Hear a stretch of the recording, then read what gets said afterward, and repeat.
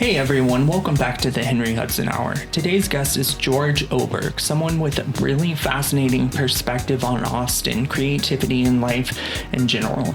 George is an incredibly talented hairstylist, a fabulous artist, and someone who's seen Austin change dramatically over the years while building a life and career entirely on his own terms. We talk about creativity, independence, memory, relationships, and how both people and cities evolve over time. So let's get into it. Hey George, how are you today? I'm great. Thanks for having me, Henry. No worries, I'm glad you're here. So we're gonna kind of start in the past and then move our way to the present, okay? Okay. All right. So for people who didn't live through that time, what do you think they misunderstand about what it was like to be gay in West Texas in the 1960s? Well, it was illegal for one thing. Right, they had sodomy laws. And just the gender conformity was oppressive. What does it mean to be a man? What does it mean to be a woman? You just couldn't stray, or you were punished. And so it was tough. How much fear was tied to everyday life back then?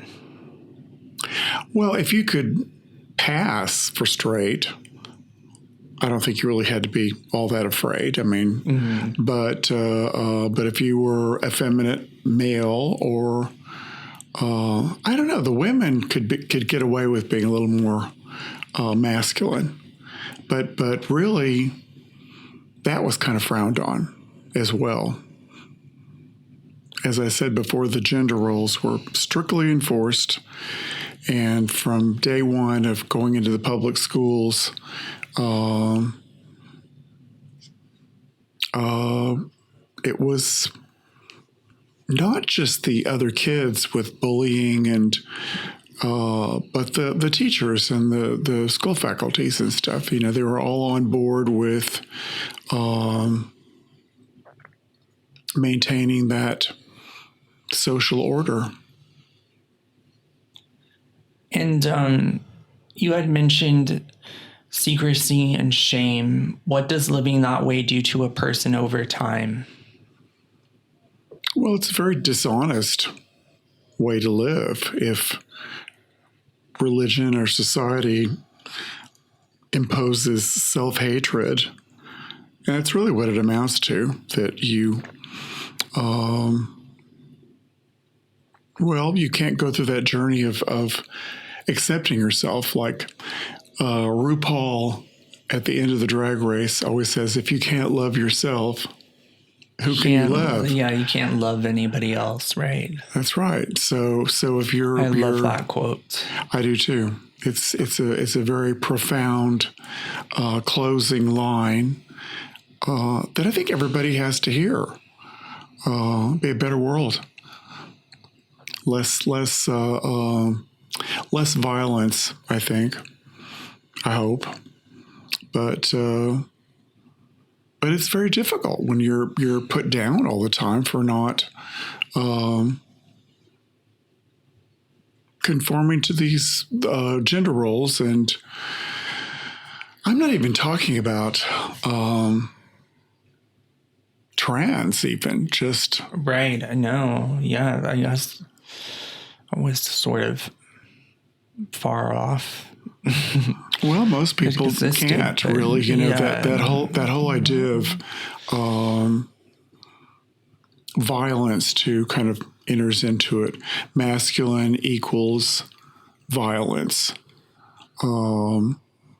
That's all part of it. That definition that I'm not afraid to get hurt, i.e., fight. But more importantly, I'm not afraid to hurt other people. Right. And did you have a language for your feelings at the time, or was it more just a feeling that you didn't fit in? I didn't have a language for it. I just lived in my fantasy life. You mentioned escaping into books and magazines. What did those worlds give you that real life didn't? Well, I just loved the glitz and glamour of movie magazines and fashion magazines and Right. You talked about going with your mother to the beauty salon and looking through Hollywood magazines. What fascinated you about that world? it just seemed like they were having more fun. It just seemed like the regular humdrum Texas life of the things that should have been fun for most boys didn't really interest me. So what do you do but retreat into your imagination? Right. So do you think that imagination was kind of a survival mechanism for you? Oh, most definitely. Yeah, for sure. I can see that. And do you think your parents understood you at all? No. You mentioned wanting independence from a very young age. Where do you think that came from? I just thought that middle class, ordinary life was boring. So do I. And was having your own home and your own life connected to wanting freedom? Well, my mother was very overbearing and wanted to control me. And I don't know, I've had lots of therapy and I don't really believe in blaming. Here it is Mother's Day, so I'm not going to badmouth my dearly departed mother. She wasn't a bad person, but she was a product of the times that she grew up in. And I'm sure in her heart of hearts, she thought she was doing the right thing by me. Mm-hmm. But I'm not so sure. Right. Do you think growing up the way you did made it harder to trust people or depend on them? I still don't really trust people very much. I'm still kind of... Me either. I'm wary. I'm very cynical. Very cynical. Of course, I'm also in a journalism school, so that kind of comes with the territory of being a journalist, being very cynical. Well, unless you're a total moron, you've got to be pretty cynical about the lies that you're told on a daily basis. Right. So what is the truth? And what year did you move to Austin, and how has it changed the most since you moved here? I moved here in 1971, but the first time I came to Austin was in 1956. So a really long time ago. Wow. And I remember that. I was like, I was 5 years old. Mm-hmm. And I remember going to the Capitol. And believe it or not, we had a picnic out on that front. Oh, wow. Yeah. Yeah. And then went in. It was the first time I'd experienced that rotunda. And, for a little kid, it was pretty impressive. Yeah, for sure. But Austin was kind of a small town. I know. It used to be quite a small town. Oh, yeah. I know when my grandmother was born here in 1934, the population was about 68,000, I think. So now it's around 1 million in the city proper and 2.5 in the metro area. So it's grown quite a bit. Yeah, I was telling you, my friend from California came in, and he hasn't been here in 20 years or something. And it is jaw-dropping how the city has changed in the last 20 years. But really, if you go back that far, and I remember when Hancock Shopping Center on Red River first opened in the 60s. And that was like a big deal. Can you imagine? Yeah. And I remember when Highland Mall opened, Right. it's now the ACC campus. And that was like really a big deal because it was enclosed. Oh, I see. Yeah. I know I miss having Highland Mall and North Cross Mall because they were so centrally located. Now, I mean, we have the Domain. I guess it's better, but so do you feel like some of what made Austin special has disappeared, or is it just different now? Oh, I love Austin still, and I think it's like a restaurant destination now. So if you're into delicious food, it's great. Yeah, I was supposed to go to a Michelin star restaurant tonight, but my plans were canceled. So. What restaurant were you going to? Olami? Oh, okay. Yeah. Yeah, I've never been there. I've heard of it, but I've never been there. I think they're famous for biscuits. Yeah. Isn't that amazing? Famous for biscuits. Southern cooking.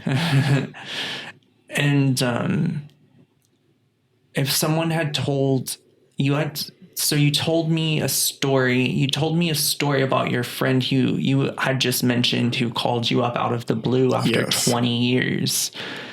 Right? Maybe it hadn't been quite 20 years, but close to it, yeah. That's a long time. I don't know what I would think after that long.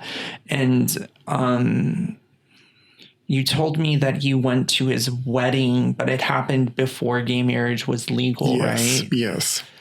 And if someone had told you that gay marriage would someday be possible, would you have believed them? No. Not in a million years. Yeah, do you think people today understand how unimaginable that once seemed? I think young people are pretty clueless about historical, especially like gay history, that I agree. It's not taught in school. Well, I think no history in particular is taught that intensively, and I think that's a shame. But I think it's particularly important, to know what a fight took place to get to where we are right now, and also absolutely. The fight that has to continue, because the people on the other side of it would like to repeal and that's right. Yeah, they'd like to go back. They'd like to take us back. They think the 50s. Guess what? I remember the 50s. I was born in 1951, so I don't remember a lot of it, but I do remember what a culturally bleak period that was for. I guess if you were living in New York or San Francisco or LA, Chicago, some big city that, where you had more access to fun. Right. But just in regular places. But now there's that show, I think it's called, is it called We're Here? You know what I'm talking about? It's on HBO, and it's drag queens that go to different cities and they put on a drag show. I haven't heard of this show. Yeah, of course you've heard of it. It had Bob the drag queen was one of the first ones that had 3 drag queens that were like alumni of RuPaul's Drag Race, and then they would go to to the hinterlands. So it's kind of like a spinoff in a way of The Simple Life. Well, kind of, except they'd go out into the boondocks, the hinterlands, into some, out of the way little town. That sounds great. Then they would get put on the drag show, and they would get different people. I guess they would research, and so there was always somebody that had some kind of a sad story about their how things are right now. not 20 years ago, but right now in these small towns and stuff. And I guess the last season of it was in Oklahoma, of all places. And, they're banning it in places. I mean, what was it? My friend that was here from California, he went to a drag brunch in Houston when he was visiting his niece there. And so her two sons, I think they're like, I don't think they're maybe 17 and 18 or 16 and 17. I can't remember, but they couldn't go. So it's like, wow, it was like restricted to adults. Yeah. That's it's like crazy. The drag brunch was kind of like going into a bar where you're, carded. That's so stupid. You spoke very warmly about your sister. What has that relationship meant to you? Well, I never really had an honest discussion with my parents for a variety of reasons. But my sister, we were always very close. We're 2 years apart. I'm 2 years older. And so that's what's interesting in families. They already know, but this denial and disapproval that somehow or another, if you don't talk about it, if you don't actually speak honestly about it, that it doesn't exist or something. It's kind of a weird type of thing. But with my sister, we've always been very close and always have had a honest relationship. We're very different people. I mean, she's not conservative in the political sense, but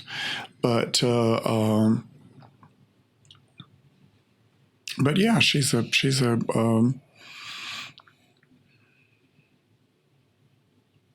has a husband. She's been married for a long time and kids, and just this kind of traditional. And right.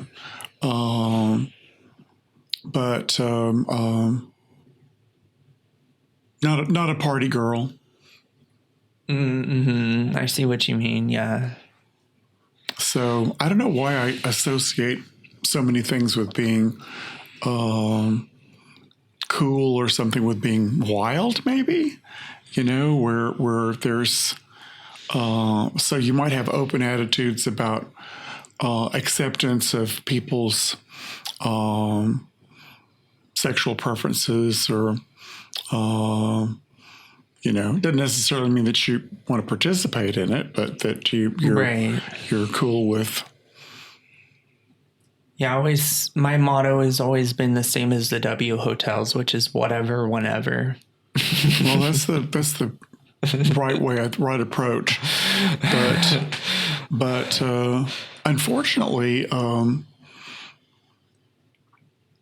don't know. Like, she lives in Dallas, and I think Dallas is a pretty Republican city.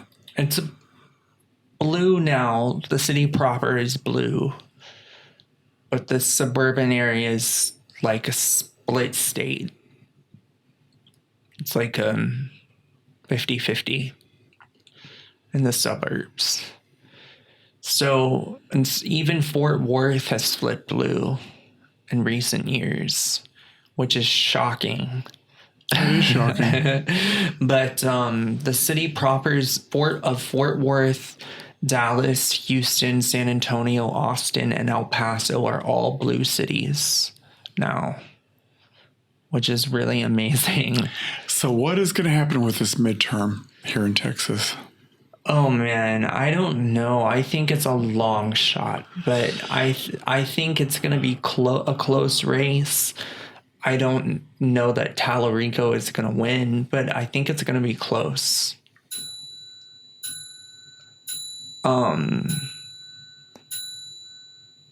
And you mentioned having a dream about your mother.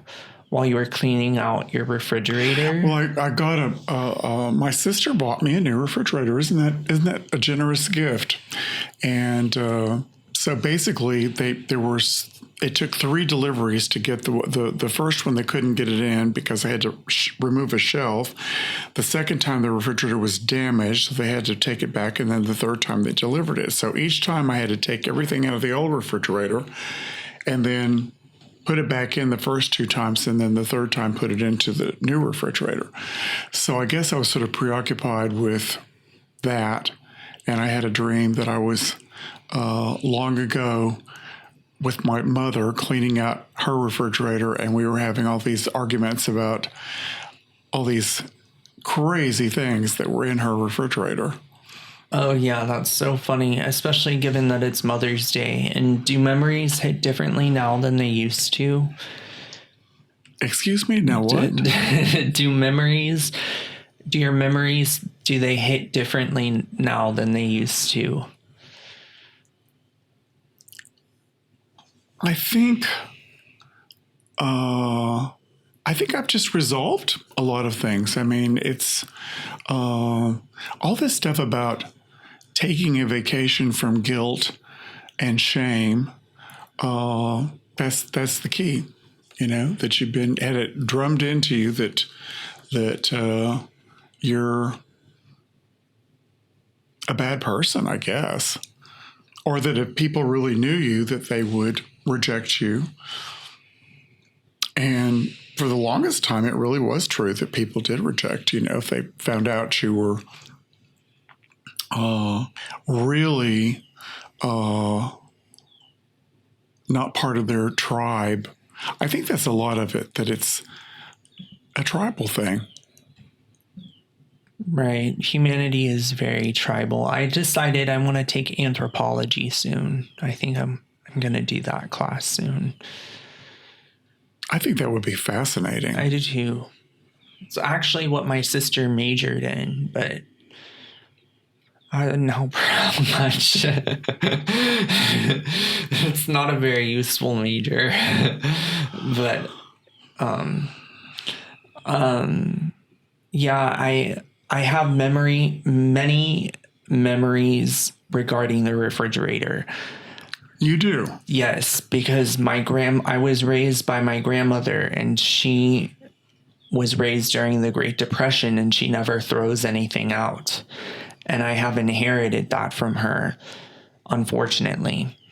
And I remember going with the maid to clean out her fridge, and we would find things that were years old in there every time. Like, kind of shocking, huh? It's just where she kept coming up with more stuff to put in there. I don't know.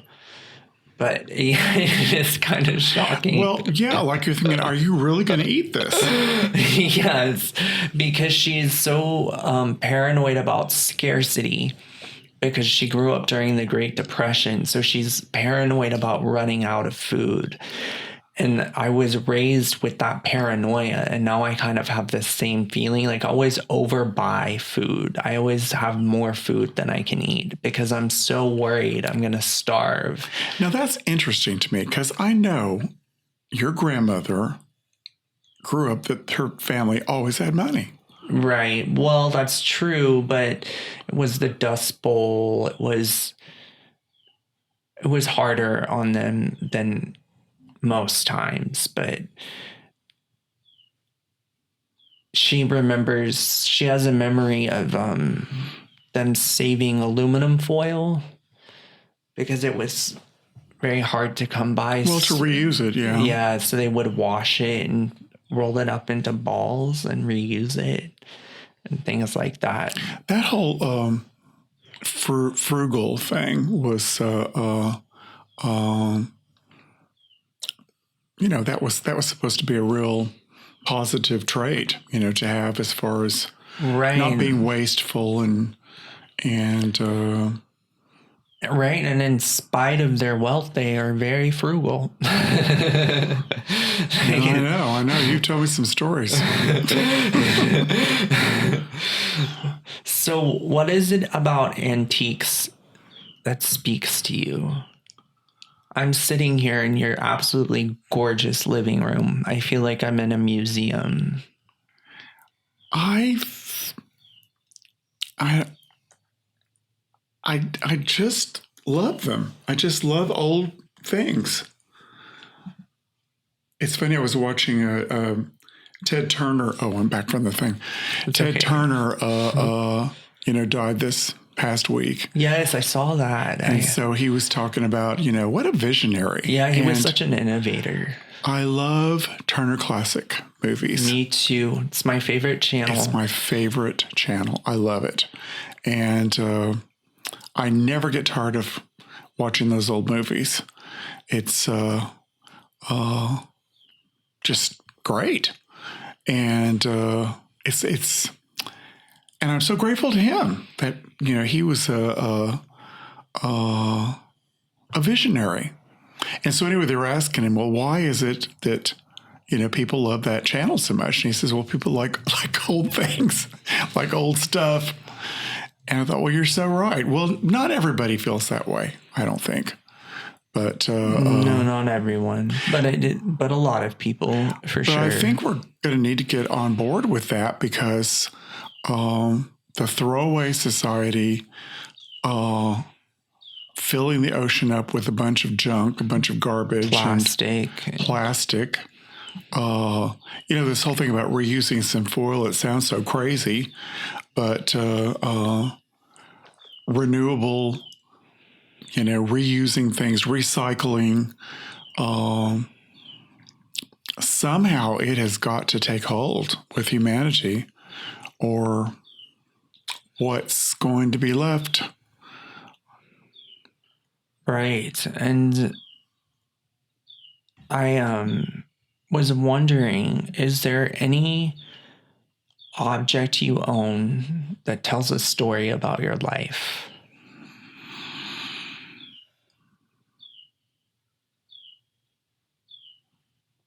Well, I think if you looked at my books, the books that I've accumulated over the years and stuff, that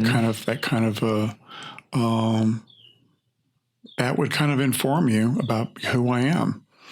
That's interesting. I think I would say the same thing about myself and my books as well. If someone wanted to take the trouble to read a little bit. Right. Take the trouble to read. I know. People Why just is don't that read. So many people don't read? I don't know. It's shocking to me. I mean, I haven't really been reading much since I've been in school because I just don't have time. I already have to read so much for school. Well, you are reading, but it's just different. I'm reading things I'm assigned right now, not what I get to.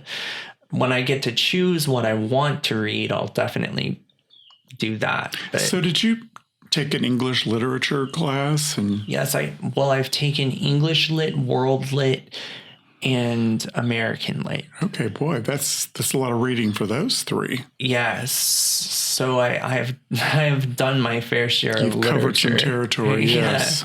Yeah, absolutely. And I might take another one, maybe, possibly, because all I have left are electives. So if there's one they have that they offer that interests me, we'll see.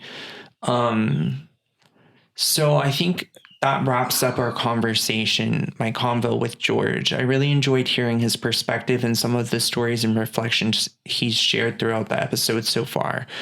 We're going to shift gears a little bit and get into some of the stories and topics that have been making headlines in our world this week. So let's get into the news. And you had just mentioned Ted Turner. I see so many memorial articles to him. Like a lot of them are written by women he dated. It's very interesting that he was beloved, very beloved. And I had read an article the other day about how when he created CNN and it was just in the toilet and it wasn't doing well at all. And then the war in the Gulf happened, the Kuwait War, and they were the it was the first time a war was shown on a television network 24 hours a day, right up close, at the scene. And that's what ended up making CNN become one of the biggest networks in television. But before then, it was really struggling, and he was losing a lot of money on it. And I thought that was really interesting. What did Jane Fonda have to say about his death? I would be interested to see that. Let me see if I can pull up anything on that.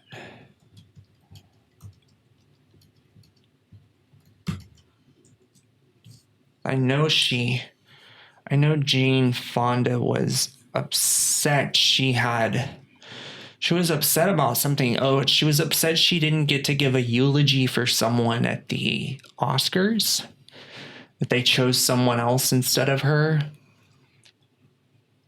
I can't remember whose it was for.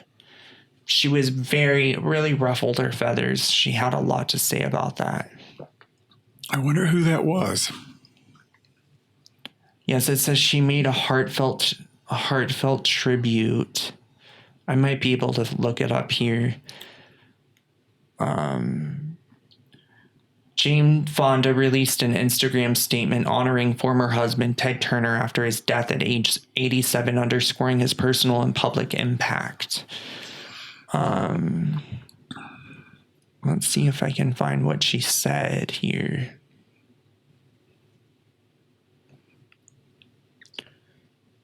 Well, it says she said that he changed her life for the better. She cites the CNN founder's strategic vision, conservation work, and emotional openness. She says he gave her confidence, needed care, and companionship, and encouraged people to think big and act small.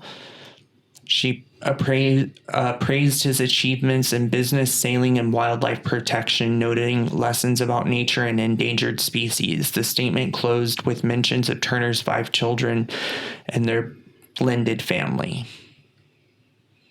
How long was she married to him? Was it 10 years or? Yes, 1991 to 2001. Okay, yeah.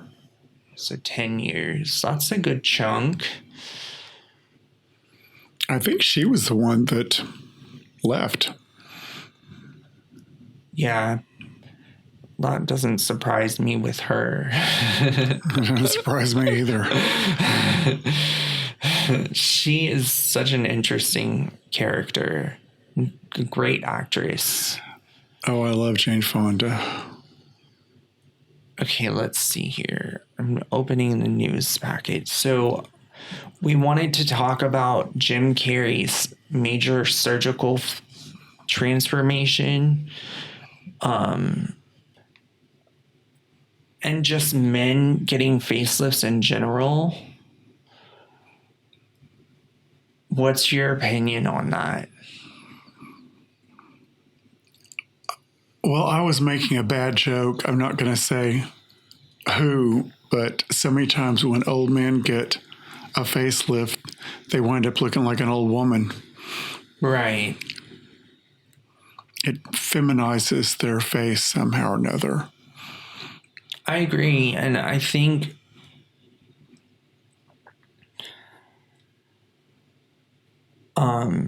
so it says here, a plastic surgeon is speculating on Jim Carrey's new appearance and how it was achieved with a major surgical transformation that cost upwards of $34,000.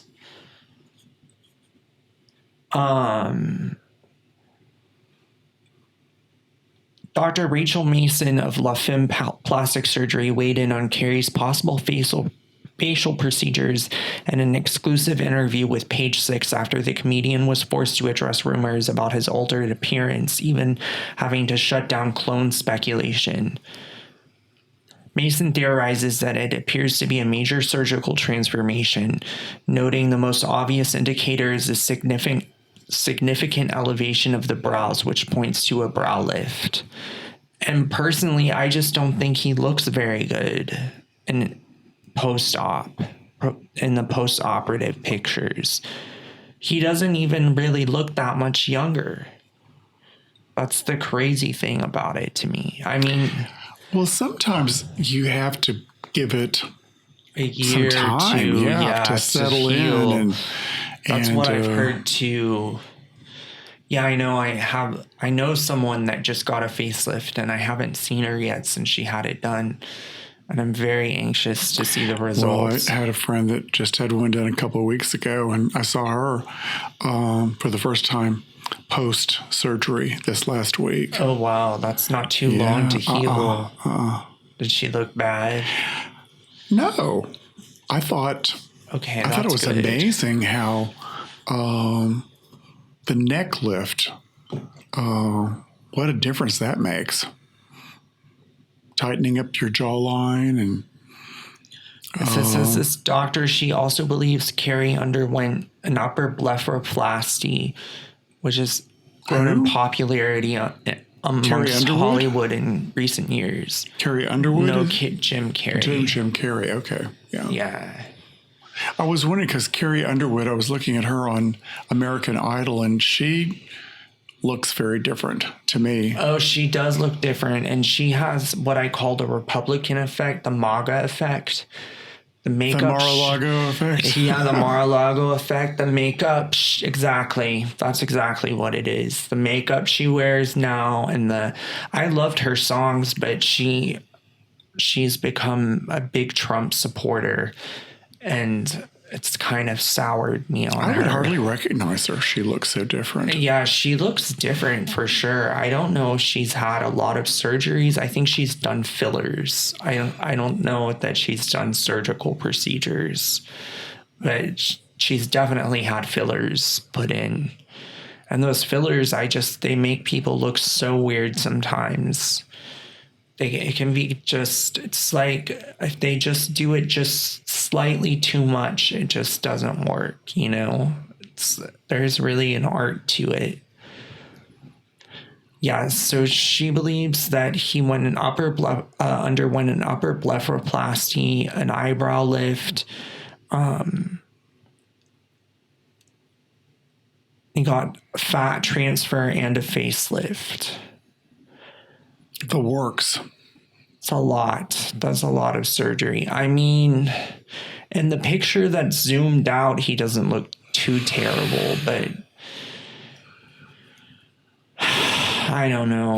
Well, I think we have to just kind of reserve judgment. I'm all for self-improvement, and I think men have just as much right to get their face lifted as women.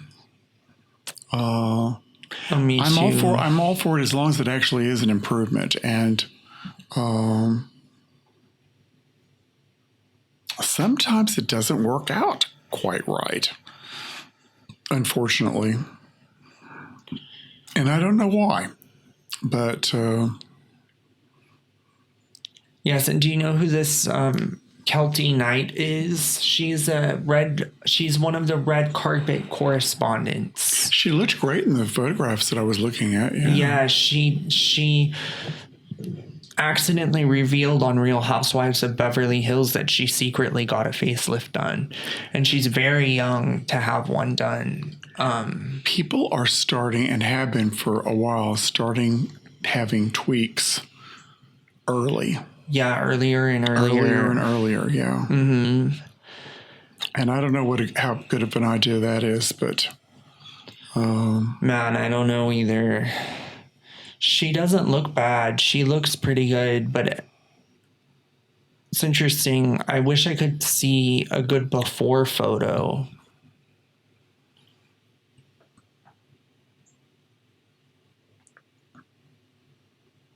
But I think she had her publicist clean the internet because I can't find a good before photo of her before the facelift to contrast and compare. So many times people do that, so that you can't Google their previous look. Somebody that I would like to know is Michelle Pfeiffer. what exactly she's had done. I met her once, and she was absolutely lovely.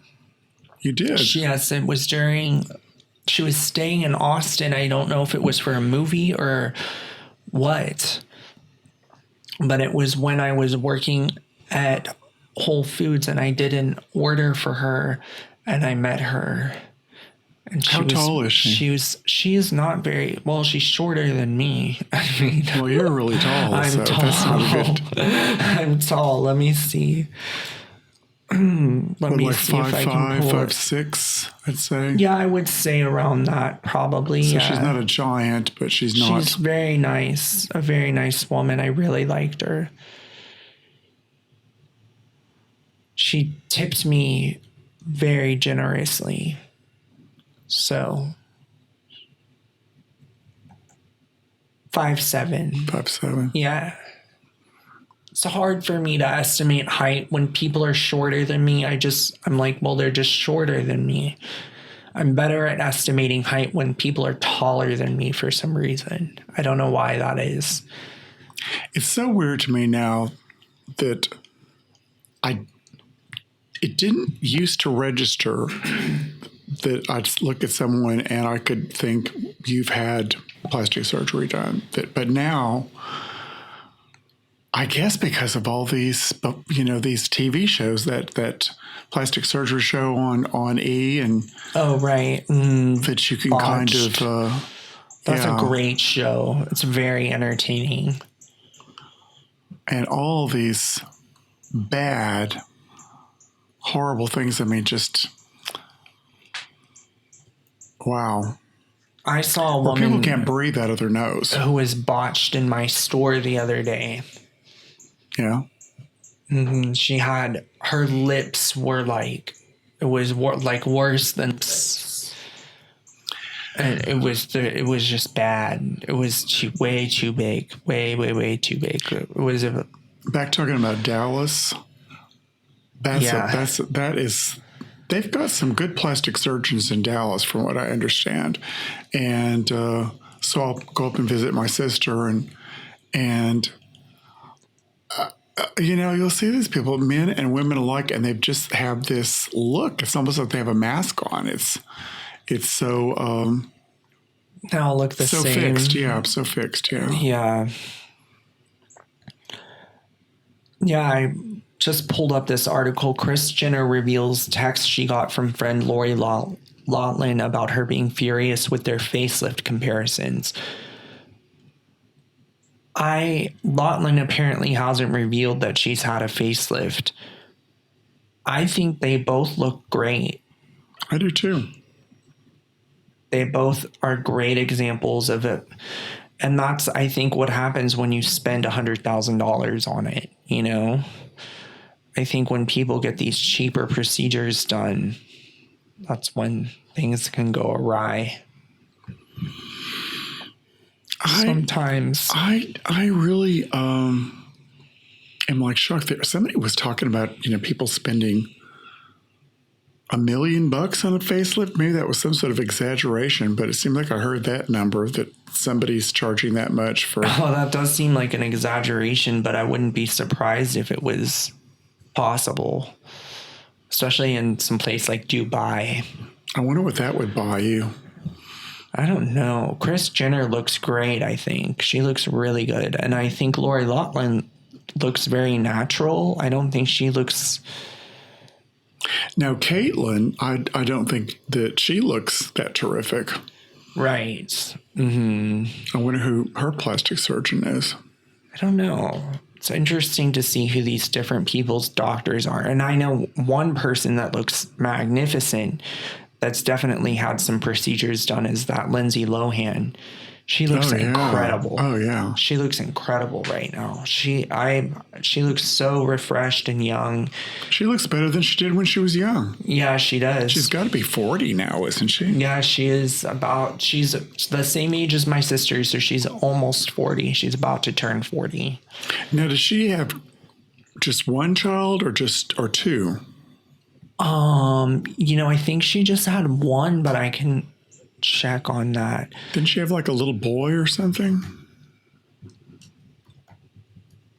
I'm not 100% sure.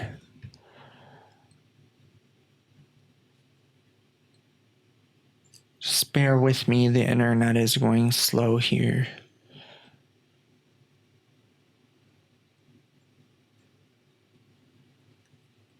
Just one son. Okay. Named How old is he? Luai. How Or old is he? Lowy? Luai? She lives in Dubai? She lives in Dubai, and I found out the name of her doctor. Oh, yeah? And I wrote it down somewhere because I was like, damn, if I ever can afford to, that's who I need to see. Lindsay Lohan always had a great face, though. Right. She has an amazing bone structure to start. Yeah. She started off with really good bone structure. Yeah. Her son's name is spelled Luai. I don't know how you pronounce it. Luai. It's an Arabic name. Didn't she marry like a billionaire or something? Somebody? Yeah, she married a billionaire financier, Bader Shamez, and they reside in Dubai. She married him in 2022, and then they had their child in 2023. But she's doing really well right now. She's really turned her life around. So I'm very happy about that because I just love her. She's very talented. No, I wanted to talk about Anne Hathaway because Devil Wears Prada 2 just came out. So she's I haven't seen it yet. I'm dying to see it. Henry, we've got to go see that movie. We should go see it. I would love to see it with you. I've been wanting to watch it. Have you seen Michael yet? I need to see that too. I want to see that one too. No. What's that? It's the one about Michael Jackson. No. Oh, well, of course, Michael. No, I haven't seen that. That's his nephew, right? That's playing him. That's supposed to be very creepy because they look so similar. Well, they did. It's amazing what they can do digitally with films anymore. That's so true too. So photos of Anne Hathaway from 2001 to now put the fascination about her aging into context. Wow, is 2001? She doesn't look like she's aged a minute. I know. She looks she looks exactly the same, and she doesn't look like she's had much plastic surgery done either. I'm pulling up the pictures now. I mean, she looks great. She doesn't look like she's done much work. I mean, I'm sure she does Botox, but she was on Jimmy Fallon promoting the movie. Oh, yeah. And they were doing the craziest, he has these games that he'll play. So they were singing some songs from, pop songs or something. And then they'd play it backwards. And then they had to duplicate the backwards. Then they would record that. And then they would play the backwards that they recorded forwards to see how close it was to making it sound like it was. Interesting. Yeah. That sounds like a fun game. Yeah, I want to introduce games to the podcast eventually, but I have to come up with the games. So yes, I would like to do ones with music, but the problem is getting the rights to the songs. So that's an issue. Yeah, it's complicated. You can pay a service to use songs, but technically, even if you pay for the song, if you haven't expressly been given written permission by the artist to use it, it's still a copyright infringement. So I know a lot of podcasters, they just pay for it and use it anyway, even without the written permission. But technically, that's an illegal gray area. So it's kind of a whole thing. I'm taking media law this summer, so I'm sure I'll learn all about that. And Anne Hathaway claims that healthy habits such as eating an avid vegan diet for many years, working out, and saying adios to alcoholic beverages are what she credits for her youthfulness. Because she's got to be 42, isn't she? How old is Anne Hathaway? Moisturizing with nourishing products. Says help from hairstyles after 40, tricking the cameras with anti-aging optical illusions. I wonder if she's got any gray hair. So she's definitely in her 40s. Oh, she might. She probably dyes her hair. Or she does. Well, I can't wait to see what the clothes look like in this movie. But what they're... Oh, yeah, that's definitely for sure an exciting part of the movie. Looking at the clothes, the fashion. Yeah, that'll be interesting too, because I feel kind of out of touch with what's in fashion right now. Well, that was what I loved about the first movie, is because, you know, she was sort of like a nerd in the first part of it. And right. Has ugly, clunky shoes on. And well, none of it was really ugly. There's no way she can look anything, but she's Anne Hathaway after all. And but then when she has the makeover, when the Stanley Tucci character fixes her up and she's wearing all that stuff, and remember that whole montage of all of her changing clothes and stuff, and they're playing the Madonna song. What was the Madonna song? It's on the tip of my tongue. Vogue. Yeah. Vogue.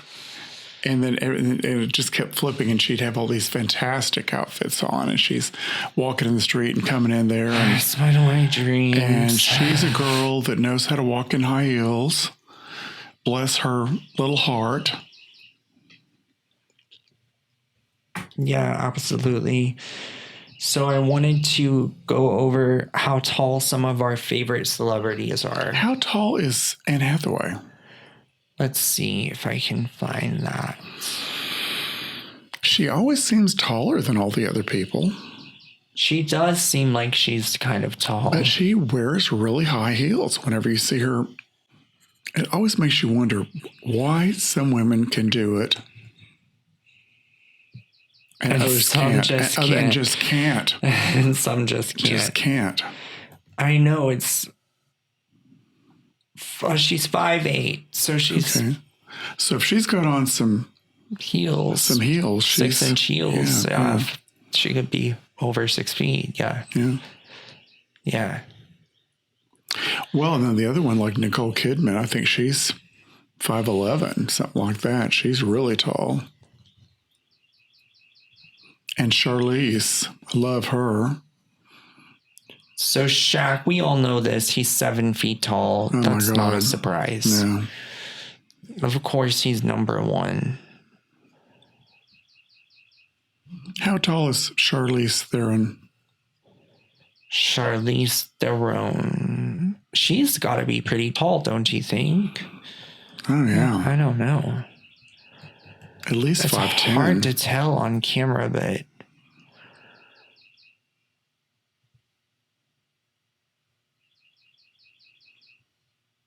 I mean, she actually did start off as a model, I think.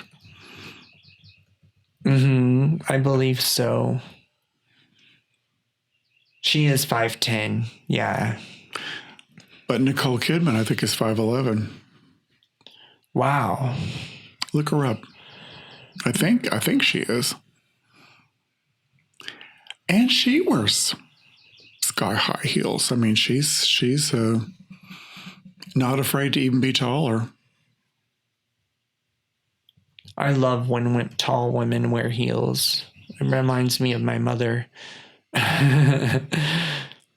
My mother was 5'10", and she loved to wear high heels. Yeah, Nicole Kidman is 5'11". You were right. That is one tall girl. Yeah, for sure. I see tall women in the store all the time. It just amazes me, really. So I still see so many women that really don't. Well, in Austin, you do not have to dress up. right. And I mean, I try, but well, you do. You make a big effort. You always look great. But talking about those whole gender things about how women needed to be decorative, basically, and the suitability for what you were wearing to work, or like the whole idea of a dinner dress. You know, whoever thinks of that, you know, but women would actually go out and think, well, I'm going out to a restaurant with people, so a particular attire for going out to a restaurant. I mean, can you imagine? And right. But once upon a time, they wouldn't let women in if they were wearing a pantsuit or had to have a dress on. It's crazy. Which, of course, implies that you need to be wearing all the stuff that goes with it. Yeah. That thing about being bare-legged was hose and hose and and then the right and a heel that you could wear flats. I mean, so what's wrong with you? Yeah. Yeah. My aunt recently told me a story about how she worked for a real estate brokerage during the 80s and 90s, and that if you showed up without hose on, they sent you home for the day. They would not let you in the office unless you had hose on. Can you imagine that in the Texas heat? Pantyhose? I know, all summer. It sounds awful. Prince Harry, 6'1". I'm not surprised by that.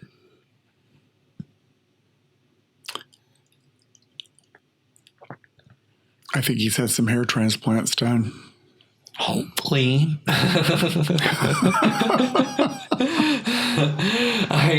I hope so. God knows he could afford it. He's in the right place. Says Bad Bunny is 5'11". Nicole Kidman, here she is on the article, 5'11". How about Jacob Elordi? George Clooney, 5'11". Well, that's pretty tall. I thought George Clooney he's really was 5'11". short. I don't think he's really that tall. I didn't think he was that tall either. He wishes. What about Matt Damon? I think Matt Damon is kind of short. Pedro Pascal is 5'11". Let me see Matt Damon. He's 5'10". That's much taller than I thought. Who? Matt Damon. Matt Damon, okay. Yeah. You know, we did some pop culture stories. We're going to do more when we get to the beach. I'm recording with her week after next. So, yes, my sister will be back on the show, y'all. I promise. She was a very popular guest. Let's see who else they have on here, if there's anyone else that grabs my interest. Jonathan Bailey? Who is that? He's 5'11". I don't know. It says vaguely familiar. It does sound vaguely familiar. Oh, it says he was in Wicked. That's why I don't know. Oh, yeah. He's the one that was in... he was also in that gay HBO thing about Washington, D.C. Oh, okay. Oh. And I think he got Sexiest Man Alive or something, didn't he? From the People magazine? I don't know about that. Taylor Swift is 5'10". Timothy Chalamet, 5'10". I finally watched some of that movie. What was that movie he did that he got last year where he's the ping pong player? Oh, why am I blanking on that? I don't know, but I know the movie you're talking about. I didn't see it. It's on HBO, so I watched the last part of it. Yeah, I have access. It's a long movie. I have access to HBO, but I need to sign into it on my TV. I'm not logged in. So Marty Supreme. Oh, okay. I'm glad you remembered because the computer is going very slow today. Cher is 5'7". Who is? Cher. Cher. I think she's taller than that. I think she's taller than that too. You know, I almost saw her live on my 19th birthday. She was scheduled to do a performance in Austin. She canceled it. I love Cher. I was excited to see her on my 19th birthday, and she canceled her performance. That would have been a real treat. I know. She canceled it and said she was having heart trouble. But I don't know what the real reason was. I'm just wondering what's going to happen with these gay icons, Barbra Streisand, Cher, drop dead, because they're all getting old. Maybe they'll live forever. It's going to be sad. Cher is immortal. I was heartbroken when Donna Summer died, and I was heartbroken when Joan Rivers died. Just devastated. Those two were like the worst two deaths for me. I saw Donna Summer in Neiman Marcus in Beverly Hills. Oh, wow. I just love her music. And she was not nice. Oh, really? I bet. No. So Beyonce is only 5'7". That doesn't surprise me. I don't think we've ever seen her some out of of these heels. actresses, they all say they're 5'6" or 5'7". Meghan Markle's 5'6". Emma Stone is 5'6". Wow, Kendrick Lamar, the rapper, is only 5'5". Oh my. I did not realize that. I always thought he was much taller than that. Selena Gomez is 5'5". She looks tiny. I would be surprised she's even that tall. Kevin Hart, I would like to know 5'5". if Selena Gomez has had a nose job. Wow, Jennifer Lopez is only 5'5". That surprises me. I thought she was much taller than that. It doesn't surprise me.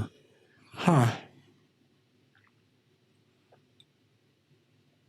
Daniel Radcliffe is only 5'5". That doesn't surprise me. Wow. Let me see if I can find out about Selena Gomez and her nose. Because now I'm curious.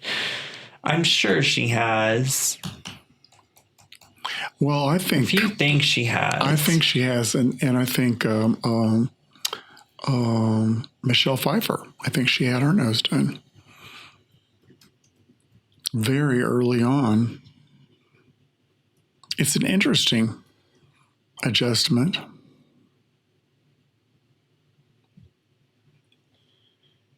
Having your nose done scares me. I know I have a deviated septum, so I need a septoplasty. And it would be covered by insurance, I guess, if I did it. But I don't want to change the appearance of my nose. You do not need to change your nose at all. That is... Yeah, exactly. So that's why I'm reluctant to do it. Well, she denies plastic surgery, saying that she only uses Botox and claims that changes in her appearance are likely due to her lupus medication. Bullshit. Her nose definitely looks... She had her nose narrowed. It looks much more narrow.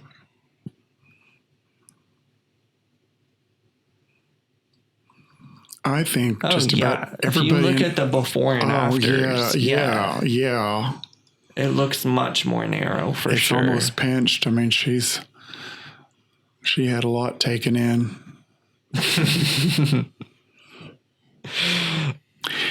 I'd also like to know the lowdown, because she had like a kidney transplant or something. Right, yeah. And then the friend of hers that donated it, a friend did it. It wasn't a family member that and I think they're estranged. You think you'd have to have a lifelong obligation to somebody that donated an organ to you. Sydney Sweeney is 5'3". Well, have you been watching Euphoria? It's on tonight. I haven't been watching it yet, but it's great. Wow, Kim Kardashian is 5'2". Ariana Grande is 5'2". Some of these are just not surprising. While Cynthia Erivo is 5'1". Actors are very short. It says Lady Gaga is only 5'1". How could that be possible? I don't know how that could be possible. That cannot be right. She's got to be taller than that. Although, who knows? I mean, you see her and she's always got platform, like high heel shoes on. It says, despite Gaga's 2017 documentary being titled Gaga 5'2", and her previously saying she was 5'3 3/4, the consensus is that the Abracadabra singer's height is 5'1". She does wear some high heeled shoes, though. Wow.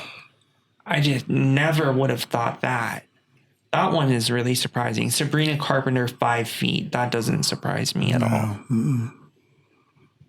She looks tiny. She looks a foot shorter than me. While Simone Biles is only 4'8". Oh. Those gymnasts are so short. 4'8". That's really, really short. That is short. That's like a child size. Yeah. Golly. Let's see. What else do I have for today? Have you seen Kelly Osbourne recently? I have lost track of her. I mean, she kind of dropped off the, she was like around a lot. Remember she did the Fashion Police. Right, but have you seen her face recently? No. Oh. Well, that is what she looks like right now. Wouldn't have recognized her. Good Lord. It's bad, right? Look at that mouth. Wow. Yeah. People are saying it's from her severe weight loss. Ozempic face is what they're calling it. But she took to Instagram to slam those commenting on her weight loss, turning her back when she said that people are turning their backs on her when they need her, when she needs their love and support most in the wake of the death of her father, Ozzy Osbourne. But her look is just shocking. It's just unbelievable. She looks quite different. Yeah. I mean, that whole Nepo baby, that you're a celebrity because... Do you remember? I mean, that was on a long time ago, but that was like one of the first reality TV shows. I remember it. Yeah, I watched it with Emily. We watched every episode of it. What a family. Oh, I know. It was an interesting show. It was quite entertaining. I think it was better than the Kardashians, to be honest. Yeah, definitely. Yeah, it was a lot more entertaining than that. The Kardashians is so contrived. I think it was that it was truly them, or so it seemed. I mean, my God, the dog was wetting and messing on the floor all over the place. Evidently, it was like they couldn't get the dogs house trained. How many dogs did they have in there? Oh, they had a few. They had quite a few dogs, yeah. Yeah, maybe 4 or 5. I don't remember. Something like that, Yeah. All different kinds of dogs, yeah. I couldn't remember specifically. Gosh, that show was on a long time ago, but it was maybe 20 years ago. But I do remember they had a lot of dogs. So Kelly says to the people who are thinking they're being funny and mean by writing comments like, "Are you ill?" or "Get off Ozempic, you don't look right. My dad just died and I'm doing the best that I can. And the only thing I have to live for right now is my family." So to all those people, fuck off. Well, that does sound like Kelly. And I'm glad she's standing up for herself, but her look is just shocking. Well, I watched that Fashion Police when she was on that, and I always kind of thought, she looked great when she was on Fashion Police. well, remember she was kind of chubby, right? She was. She had struggled with her weight. Then she chucked off a whole lot of weight and looked very glam. No, she's scary, scary thin. And of course, she always had all the money in the world to buy good clothes. Mm-hmm. Absolutely. Yeah, I always thought that was an interesting combination with her and Joan Rivers, because they seemed like they were like very good friends. Yeah, I think that they were. How did you become? Do you think Joan was friends with Sharon, or how do you think that came about? That must have been how. I don't know how they met.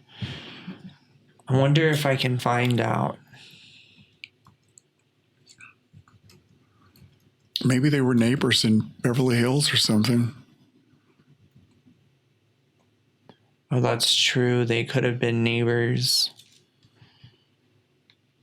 Although you watch these things and people think that all these Hollywood celebrities know each other, but lots of times that's not really true.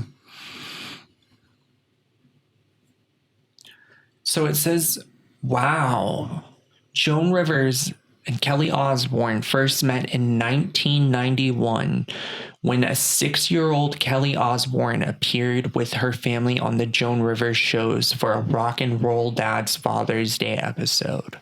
Okay. So that's how they met. So she knew her since she was a child. Yeah. That makes sense. It says they reconnected in 2010 when Rivers chose her to be part of the cast of Fashion Police. That show was so funny. It was so funny. Oh my. I know. I wished it had been on for the Met Gala. It just cracked me up. I love Joan Rivers. She was hilarious. love Joan Rivers. Hilarious. Yeah. Hilarious. She was absolutely hilarious. I'm sure she pissed a lot of people off with her jokes.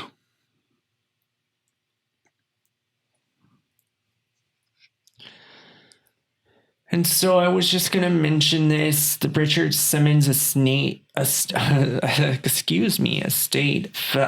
a snag after a buyer fell out of escrow, but now his LA mansion is back on the market. The late star's home is now listed for $5.799 million, a dip from the $5.889 million deal they had lined up in December. It's a beautiful home. It's right above the Sunset Strip in Los Angeles, which is obviously a great location. It's on a half-acre lot.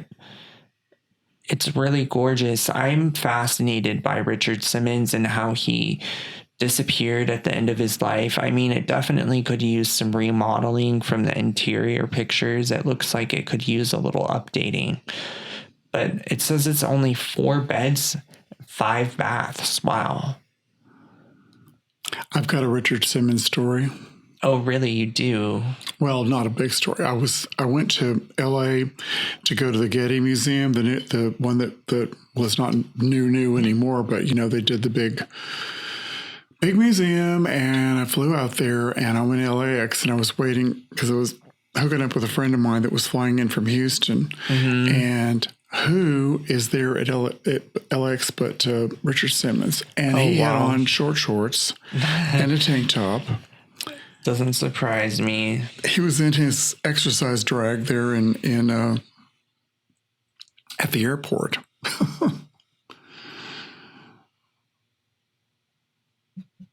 That's crazy. What a sighting. I have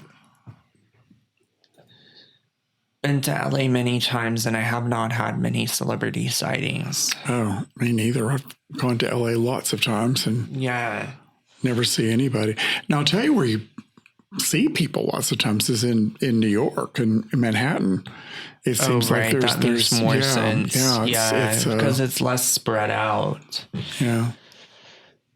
Celebrity sightings are commonplace there, I think. And George, her makeup-free, plastic surgery-free look. I think she looks great. I mean, I don't think she looks too bad at all. Well, I mean, that thing about having... I did makeup for years. Mm-hmm. And this thing about relying so much on a full makeup, as far as like, I'll see some women that, now that have got like, it's almost like they have a theatrical makeup when they've got false eyelashes, great big bushy false eyelashes that are obviously fake. Right. And tattooed eyebrows or, if it's not tattooed, they're really drawn in there. There's nothing really particularly natural about it. And I also think a lot of the spray tans look very artificial sometimes. Oh yeah, I love. It's not just Donald Trump. I love a spray tan, but they can look really bad. If they're bad, they're really bad. If they're bad, they're really bad and really fake looking. And yeah, and there's a tanning salon right around the corner from my work, and I've been debating whether or not I should go in there before I go to the beach. But I don't know. I mean, like a really good spray tan, but they kind of smell a little bit. Yeah, they do smell. I mean, that's got like a telltale odor. Picture of her now. That's her new look. I think she looks fine. She looks great. She's still a beautiful woman. She probably just got tired of putting all that on. I think she's got blonde eyebrows. I think she really is a blonde woman, and light eyebrows blonde. And light, eyelashes and I get tired of it too. Fuck it. Yeah, it just feels like you're weighted down, and it is surprising though seeing some people without makeup and they're unrecognizable. Right. That they changed themselves so much with... At first, it was kind of shocking to see her like that when I first saw the pics come out. But now I feel like I'm used to it. I think she looks aging really well, in my opinion. So, I don't know.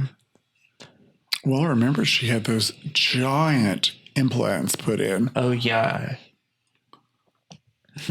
They were outrageous. Look like they're about to pop. Well, I think we can wrap it up for today. Well, thank you for having me. Yeah, absolutely. That's going to do it for this episode of the Henry Hudson Hour. Big thanks again to George Oberg for coming on the show and sharing his stories, perspective, and experiences. If you enjoyed this episode or want to reach out, you can find me on Instagram at Henry Hudson Hour or send me an email at henryhudsonhour@gmail.com. And as always, the music in this episode was done by John Bartman. Make sure to tune in next week because I'll be joined by my very Puerto Rican friend Jared for what should be a really fun conversation. Thanks for listening, and I'll catch you in the next episode of the Henry Hudson Hour. Have a great day, George. Thank you. Alrighty.